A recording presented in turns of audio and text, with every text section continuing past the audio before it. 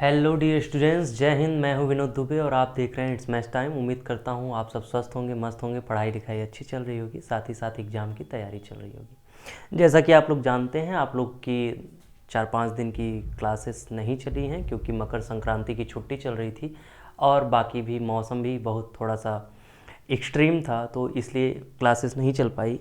आज से हम शुरू कर रहे हैं, फिर से क्लास को कंटिन्यू करेंगे। आज देखिए हम जानेंगे कि अभाज्य संख्या कैसे ज्ञात की जाती है, यानी कोई संख्या अगर आपको दी गई है तो आपको कैसे पता चलेगा कि ये संख्या अभाज्य है। जैसे मान लो एक संख्या दी गई है 126। क्या दी गई है? 126 ये नंबर दिया गया है। मान लो आपसे पूछा जाए कि ये संख्या भाज्य है या अभाज्य है, तो आप कैसे बताओगे कि ये जो संख्या दी गई है वो भाज्य है या अभाज्य है?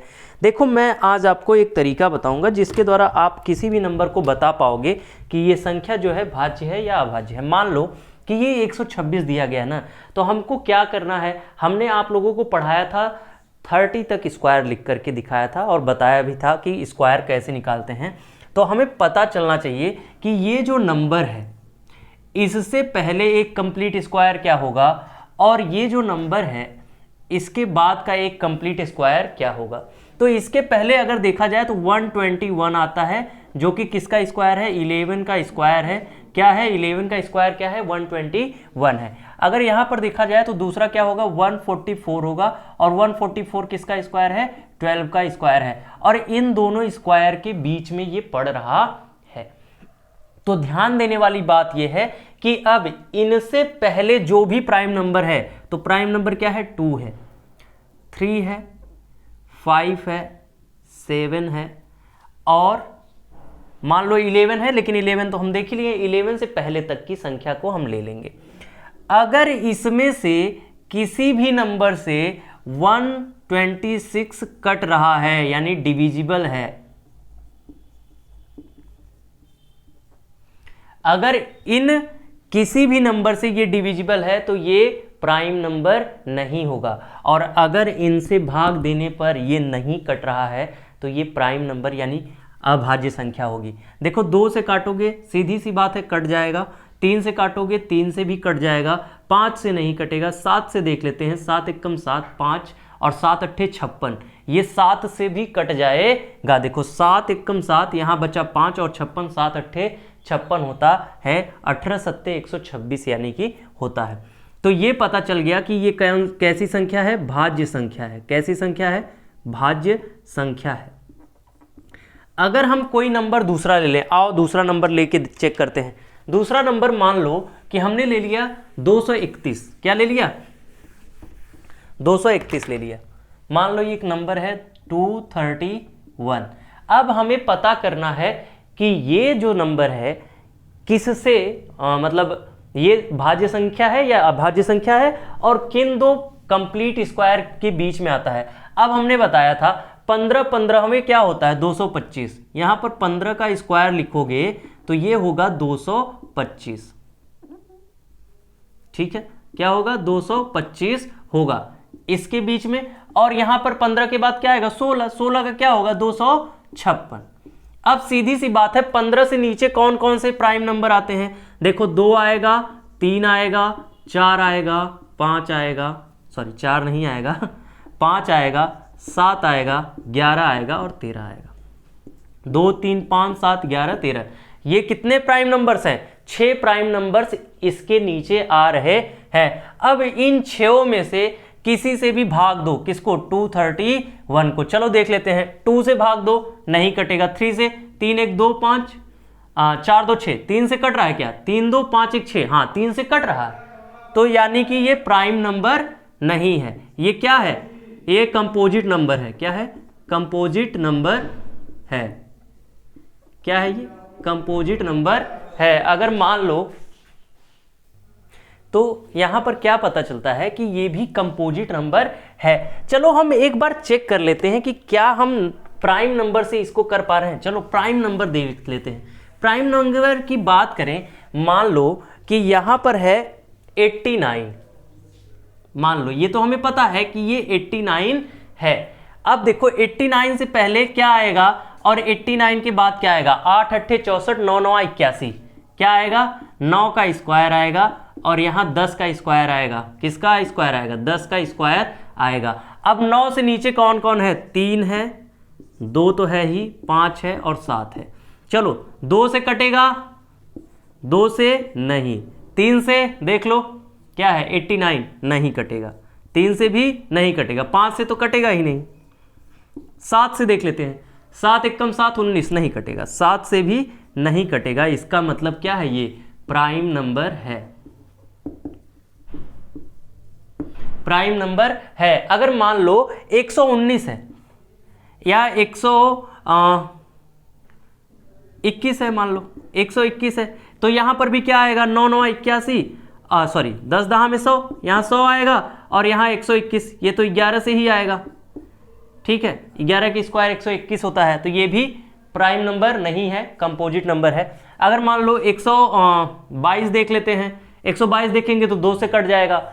127 देख लेते हैं, 7 2 9 1 10, मान लो 127 देख लेते हैं, 127 देख लो, यहां पर क्या करोगे 100 नहीं, यहां पर अब होगा 121, क्या होगा 121 क्योंकि 11 का स्क्वायर है और यहां पर है 12 का स्क्वायर यानी 144। अब यहां पर देखोगे जैसे ही पता चलेगा तो 11 से नीचे का देख लो 2 3 5 7, बस तो 2 से नहीं कटेगा, 3 से 3 चौके 12 नहीं कटेगा, 5 से तो कटेगा नहीं, 7 से देख लेते, 7 एक कम 7 4 5 और 7 8 56 नहीं, तो ये क्या है बेटा, ये भाई प्राइम नंबर है। क्या है ये, प्राइम नंबर है। इस तरीके से आप प्राइम नंबर निकाल सकते हो। चलो इसके बाद देख लेते हैं कुछ और चीजें जो छूटी हुई थी, उसके बाद कुछ क्वेश्चंस लगाएंगे। यहाँ पर देखिए एक टॉपिक और छूटा था, अभाज्य गुणनखंडों की संख्या ज्ञात करना। अच्छा ये बताइए, जैसे कि मान लीजिए दिया गया है 2 गुणे 5 गुणे 11 गुणे मान लो 12 गुणे 4। अब यहां पर पूछ ले अभाज्य गुणनखंडों की संख्या, तो 2 के पावर 1 ही है, रहने दो। यहाँ 5 के पावर 1 ही है, रहने दो। यहाँ पर 11 के पावर 1 ही है और प्राइम नंबर है, ये सब प्राइम नंबर है, रहने दो। यहाँ पर क्या हो जाएगा 3 गुणे 4 है, तो यहाँ पर सीधा लिख सकते हो 4 के पावर 2, क्या लिख सकते हो 4 के पावर 2 और यहाँ 3 के पावर 1। तो यहाँ पर देखने को मिलेगा अभाज्य गुणनखंडों की संख्या क्या हो जाएगी 1 प्लस यहाँ 1 प्लस 1 प्लस 1 प्लस 2, तो क्या हो गया 1 2 3 4 5, यहाँ 4 2 6 हो गई। क्या हो गई, अभाज्य गुणनखंडों की संख्या क्या हो गई 6 हो गई। चलिए देख लेते हैं और इसके एग्जाम्पल। चलिए अब तक जो पढ़ाया गया है उस पर कुछ सवाल हम कर लेते हैं। तो आज हमने रूट का सवाल लिया हुआ है। देखिए सर, मैंने आपको पहले ही 30 तक रूट्स लिखवा दिए थे। तो यहाँ पर अगर आप देखेंगे तो इस तरीके के सवाल अगर दिए गए हों तो इसको हम पीछे से सॉल्व करते हैं। कहाँ से सॉल्व करते हैं, पीछे से। आगे से कभी भी सॉल्व नहीं करेंगे गलती से भी। यहाँ देखो, ये अगर देखोगे तो आपको पता चलेगा, अगली लाइन में आप लिख सकते हो, ठीक है, 8 प्लस 57 प्लस क्या है 38 है प्लस 108। चलिए देख लेते हैं 108 प्लस, अब देखो इसको लिखोगे 13 इंटू 13 और ब्रैकेट से बाहर आ जाएगा 13, सॉरी ब्रैकेट नहीं, रूट से बाहर आ जाएगा 13, इसको बराबर ही रखना है, ठीक है। तो रूट से हो गया 13 बाहर। जब इसको लिखोगे तो अब आप अगली लाइन में क्या लिख सकते हो, ये तो रहेगा ही 8 प्लस ये 57 रहेगा ही प्लस ये 38 रहेगा ही, ठीक है, प्लस अब देखो ये हो जाएगा 121। 121 किसका स्क्वायर होता है 11 का, तो बाहर आ जाएगा रूट से 11 आ जाएगा बाहर। अब यहां पर जब इसको जोड़ोगे तो ये अगली लाइन में क्या आएगा, देखिए 8 प्लस ये 57 रहने दो प्लस, अब देखो 38 प्लस 11 करोगे तो 49 आएगा, 49 का क्या हो जाएगा 7, ठीक है, ठीक। तो यहां पर देखेंगे, जब अगली लाइन देखेंगे तो यहां तो 8 रहेगा ही प्लस ये 64, यहां पर क्या हो गया 8 हो गया, ठीक। और यहां पर हो जाएगा रूट में 16 और बाहर आ जाएगा आंसर 4। क्या आंसर आ जाएगा 4 आ जाएगा आंसर। तो सबसे पहले क्या किया, 69 का 169 का लिखा 13, जब इसमें जोड़ा तो हुआ क्या, मान लो ये हो गया 121 और 121 का बाहर आया 11, ये हो गया कितना 49, 49 का बाहर आया 7 और ये हो गया 64, 64 का बाहर आया 8 और 8 8 16 हो गया, 16 का बाहर आया 4, ये हो गया। अगर यहाँ पर ये दूसरे नंबर का सवाल देखोगे तो 48 का तो कोई रूट होता नहीं है। मान लो इसको हम दो भागों में अगर लिखना चाहें तो हम इसको लिख सकते हैं 16 गुणे 3, 16 3 48 होता है, ठीक है। यहाँ पर देखोगे बेटा तो यहाँ पर समझोगे 64 गुणे 3, 3 चौके 12, 3 छक 18, 1 19, और यहाँ पर इसको तो आप जानते हो कि इसको लिख सकते हो 15 गुणे 15 क्योंकि ये 15 का स्क्वायर है ही। अब देखो इसको अगर बाहर लोगे तो यहाँ हो जाएगा 4 में √3 और इंटू हो जाएगा 8 में √3 और इंटू हो जाएगा 15।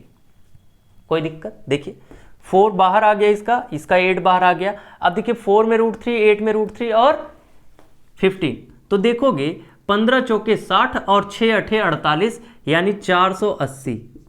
देखिए 4 अट्ठे 32 और 15 दूना 30 और 15 तियां 45 3 48, 480 रूट में 3 गुणे 3, तो इसको लिख लोगे भैया 480 गुणे 3 और यहाँ पर हो जाएगा 0, 3 अट्ठे 24, 3 चौके 12 2 14, क्या हो गया 1440 हो गया। देखिए 3 0 0, 3 अट्ठे 24 के 4, 3 चौक 12 2 14। चलिए और कुछ क्वेश्चंस लगा लेते हैं इस तरीके के या इससे अलग जो पढ़ा है।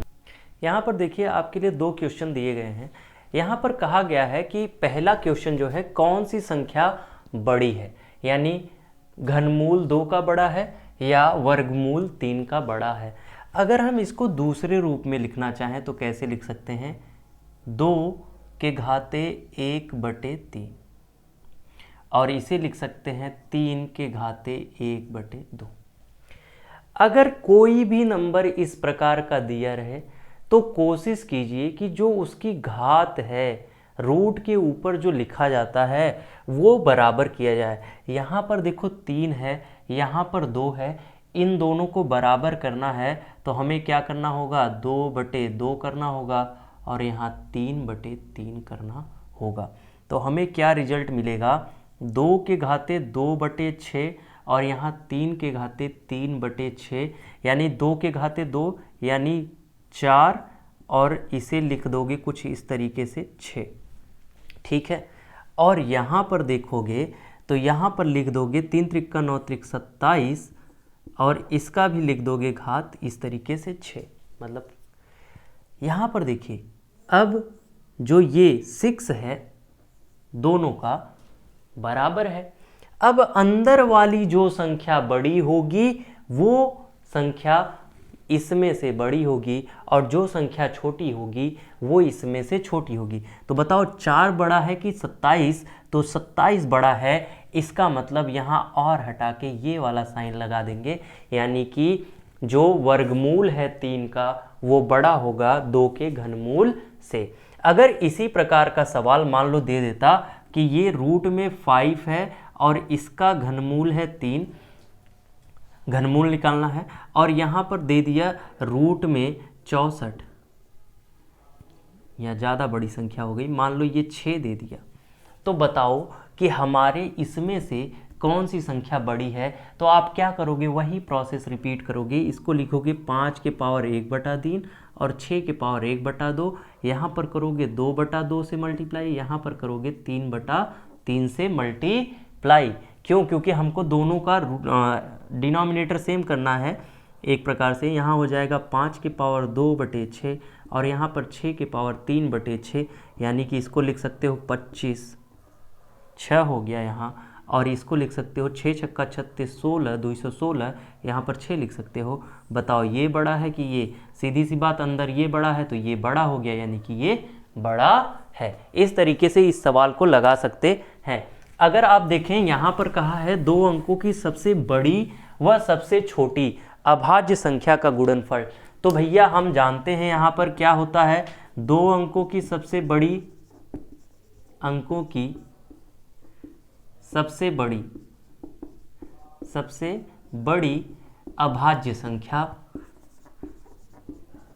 अभाज्य संख्या की बात करेंगे तो यहाँ पर हमको पता चलेगा कि 2 अंकों की सबसे बड़ी अभाज्य संख्या होती है 97 और सबसे छोटी की बात करेंगे तो यहाँ पर मिल जाएगा 11, क्योंकि 7 के बाद 11 जो है 11 सबसे छोटी 2 अंकों की अभाज्य संख्या है। यहाँ पर इनका क्या निकालना है, मल्टीप्लिकेशन निकालना है। तो सीधी सी बात होगा गुणनफल की बात करेंगे तो गुणनफल हो जाएगा 11 सते 77, कैरी आया 7, 11 नवा 99 और 7 106 हो गया, यानी 1067 जो होगा इसका गुणनफल होगा। और की पॉइंट में अगर देखा जाए सबसे छोटी अभाज्य संख्या क्या बताया था मैंने, सबसे छोटी अभाज्य संख्या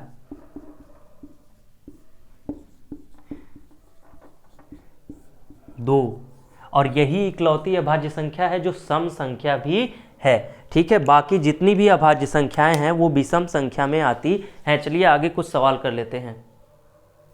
देखिए यहाँ पर क्वेश्चन क्या दिया गया है कि 815 में कौन सी सबसे छोटी संख्या घटाई जाए और जोड़ी जाए कि जो संख्या प्राप्त हो एक पूर्ण वर्ग संख्या बन जाए। यहाँ पर अगर आप देखोगे तो आपको संख्या क्या दी गई है, संख्या दी गई है 815। इसमें कह रहा है प्लस करने पर जो संख्या आए वो किसी का मान लो x का पूर्ण वर्ग हो, और यहाँ पर 815 में से एक संख्या माइनस की जाए जो मान लो y का पूर्ण वर्ग हो। ठीक है, तो हम क्या करते हैं, हमने आपको बताया था भाग विधि से कैसे निकालते हैं। 815 लिख लो।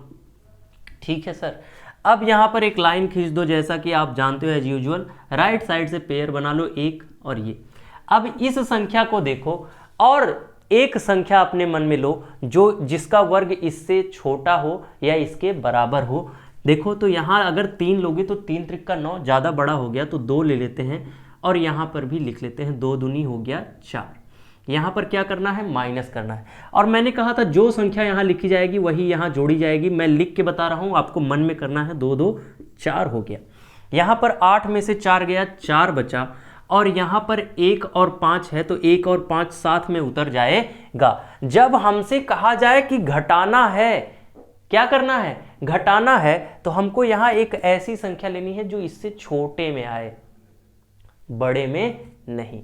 ठीक है, बड़े में आए। ठीक, अब देखो क्या है, 815 में से घटाना है। अब बताओ हमें 815 में से मान लो अगर यहाँ ले जा रहे हो 415 है तो सीधी सी बात है कि 5 यूनिट डिजिट है, यानी 5 से शुरुआत करते हैं। अगर हम 5 रख देते हैं यहाँ 5 और यहाँ भी 5, तो 5 पचे 25 और 5 चौके 20, ये तो बहुत कम है। अगर हम मान लो 7 रखते हैं, 7 सते 49, 7 चौक 28, ये भी कम है। 9 रख लेते हैं, क्या कर लेते हैं 9, मान लो यहाँ पर 9 रखते हैं तो 9 मान लो 9 9 81 और 9 चौक 36। ठीक, क्या हो गया, 9 9 81 और 9 चौक 36। तो यहाँ 5 में से 1 गया 4 और यहाँ बचा क्या 11, क्योंकि 1 में से 6 नहीं जाएगा इससे ले लेंगे। 11 में से 6 गया 5, तो क्या हो गया, यहाँ पर मिल गया 5। अगर हम देखें, क्या देखें, यहाँ पर क्या आया है, 54 आया है। मान लो हम इसमें से 54 घटा दें, क्या कर दें, ये वाला कर रहा हूँ मैं, 54 घटा दूँ, क्या कर दूँ, 54 घटा दूँ, तो देखो 5 में से 4 गया 1, यहाँ क्या है 1, और यहाँ देखो 5 है, 8, 11 में से 5 गया 6, और यहाँ हो गया 861। और जैसा कि आपने देखा था 861 किसका होता है, 29 का स्क्वायर होता है, यानी y की वैल्यू हो गई 29। ठीक, यानी कि y की वैल्यू हो गई 29। 861 किसका स्क्वायर है, 29 का। अब देखो यहां पर कुछ नहीं करना है, अब हमको लेना है ज्यादा लेना है, क्योंकि इसमें जोड़ना है 815 में से। ठीक है, 815 में से क्या करना है, जोड़ना है। अब सीधी सी बात है, अगर ये 29 आ रहा है, क्या आ रहा है, 29 आ रहा है, तो इसके बाद वाला नंबर जो है, ठीक है, क्या होगा, इसके बाद वाला नंबर, यहां पर देखिए ध्यान से, यहां पर अच्छा जोड़ दिया, सॉरी, देखिए यहां पर ये ऊपर वाले में लिखा जाएगा, तभी तो मैं सोचूं कि ये गलत क्यों है, ये प्लस वाला है। ठीक है, ये माइनस वाला है। यहाँ पर क्या किया मैंने, जोड़ दिया और वो आ गया 861। क्या आ गया, 861 आ गया। और 861 का जब रूट निकालोगे तो सीधी सी बात है क्या मिलेगा, 29 मिलेगा। जैसा कि मैंने बताया था 29 मिलेगा। 861 किसका मिलेगा, 29 का स्क्वायर मिलेगा। यानी कि अगर ये 29 का हो गया तो सीधी सी बात है इसमें से घटाना क्या है, मान लो 815 है, ये देखो 815 माइनस कर दो 54, तो क्या करोगे, यहाँ 15, यहाँ 5 में से 4 गया 1, और यहाँ पर ये हो गया जो है 11 में से 5 गया 6, और यहाँ पर बचा 761। तो ये तो कोई नंबर बन नहीं रहा है। तो अब दूसरा वाला हम देखते हैं, दूसरा कैसे करेंगे। देखो ध्यान से, यहाँ पर क्या था, मैंने कहा कि यहाँ पर आपने लिया 29 आया, यहाँ पर 54 बचा, ठीक है। इसको क्या करना है, जोड़ देना है। तो पता चल गया कि हमको क्या जोड़ने पर मिल रहा है स्क्वायर। अब हमको क्या घटाने पर मिलेगा, घटाने की बात करेंगे तो देखिए ध्यान से यहाँ पर कैसे होगा काम। ये यहाँ पर देखिए कैलकुलेशन एक बार और कर लेते हैं, हमको लगता है कहीं तो मिस्टेक है। देखिए 9 9 81 1 और 9 चौक 36 और 36 कितना हुआ, 36 और 8, 36 4 40 4 44, 441 आया है। तभी तो मैं सोचूं कि यहाँ 861 आ रहा है, 861 नहीं 841 होता है। चलिए देखिए ध्यान से, सॉरी फॉर द मिस्टेक, यहाँ पर एक डिजिट, यही चीज़ है मैथ की, यही प्रॉब्लम है कि डिजिट पर हमेशा ध्यान देना है। देखो क्या है भैया, 441 है। अब सीधी सी बात समझो, यहाँ पर क्या कहा गया है। अब देखो नीचे वाले में से ऊपर वाले घटा दो, यहाँ क्या है, 11 में से 5 गया 6, क्या हुआ, 11 में से 5 गया 6, यहाँ 3 में से 1 गया 2, और ये तो गया। अब हमें क्या पता चल रहा है कि अगर हम 815 में क्या करें, 26 जोड़ें, क्या करें, 26 जोड़ें, ठीक। 815 में 26 जोड़ें तो आएगा 841, और 841 जो होता है 29 का स्क्वायर होता है, सॉरी फॉर द मिस्टेक, 861 नहीं होता है, 841 होता है, ठीक है। ये हो गया। अब हमें माइनस करने वाली बात है, तो माइनस करने के लिए हम ज़्यादा नहीं कम ले जाएंगे, ठीक है। यहाँ पर देखिए कम ले जाते हैं, मान लो 8 ले जाते हैं, तो यहाँ पर भी क्या रखोगे, 8 रखोगे। चलो 8 अट्ठे 64, ठीक है, और 8 चौके 32 और 6 38। देखिए 8 अट्ठे 64 और 8 चौके 32 6 38। यहाँ देखिए 5 में से 4 गया 1, यहाँ 11 में से 8 गया 3, 5 में से 4 गया 1 और 11 में से 8 गया 3, यहाँ 3 में से 3 गया 0। तो इसका मतलब क्या करना है, यहाँ 31 घटाना है। मान लो यहाँ पर 31 घटाना है, 5 में से 1 गया 4, ठीक है, और यहाँ क्या है, 11 में से सॉरी कितना बचा, 11 में से 3 गया 8, और यहाँ 7 बचा। 784 किसका होता है, 784 अगर देखा जाए तो 28 का होता है। और सीधी सी बात है, जब भी कोई भी नंबर दिया जाए आपसे, कोई भी नंबर, मान लो अगर हमको दे देता क्या है 15 है, मान लो 820 भी दे देता, तो हमें इससे बड़ा कौन मिलता, 29 मिलता, और इससे छोटा मिलता 28। यानी चाहे एक निकाल लो, चाहे छोटा वाला निकाल लो या बड़ा वाला निकाल लो, हमें पता चल जाएगा कि छोटा वाला कौन होगा यदि बड़ा वाला निकाला है, और यदि छोटा वाला निकाला है तो अपने आप पता चल जाएगा बड़ा वाला कौन सा होगा, ठीक है। यानी कि किन दो स्क्वायर के बीच में ये नंबर लाई करेगा। चलिए देखते हैं नेक्स्ट। चलिए नेक्स्ट क्वेश्चन यहाँ पर दिया गया है कि 225 और 275 के लघुत्तम समापवर्तक और महत्तम समापवर्तक का अनुपात बताइए। तो चलिए हम निकाल लेते हैं। पहले 225 को कैसे निकालेंगे। अब हम जानते हैं 225 को लिखते हैं 15 गुणे 15, लेकिन हमें ये तो चाहिए नहीं, हमें क्या करना है, प्राइम फैक्टराइजेशन। तो हमें पता है कि अगर ये चीज़ पता चल गई तो प्राइम फैक्टराइजेशन पता चलेगा। 3 गुणे 5 3 गुणे 5 यानी 2 बार 3 और 2 बार 5, 3 गुणे 3 गुणे 5 गुणे 5 यानी 3 त्रिका 9 पचे 45 पंजे 225, ठीक है। इसी तरीके से 275 का अगर देखना चाहें तो 275 का देखेंगे तो यहाँ पर मिलेगा 25 तो आएगा ही। मान लो यहाँ पर देखो 7 2 9 5 14, 3 तो आने वाला नहीं है, यानी कि 5 आएगा जरूर। और 5 के बाद क्या आएगा देख लेते हैं। 5 5 पचे 25 और बचा 2। देखिए 5 पचे 25 और यहां बचा 2, 5 पचे 25, 55 गुणे 5 यानी 5 पचे 25, 5 पचे 25, 2 27। सीधी सी बात पता चल गया कि यहां पर होगा 5 गुणे 5 गुणे 11। ठीक, 5 पचे 25 और 25 दहाम 250 और 11 में 275। यहां पर ये पता चल गया। अब हमको बताना है मस यानी HCF, या इसी को कहते हैं HCF।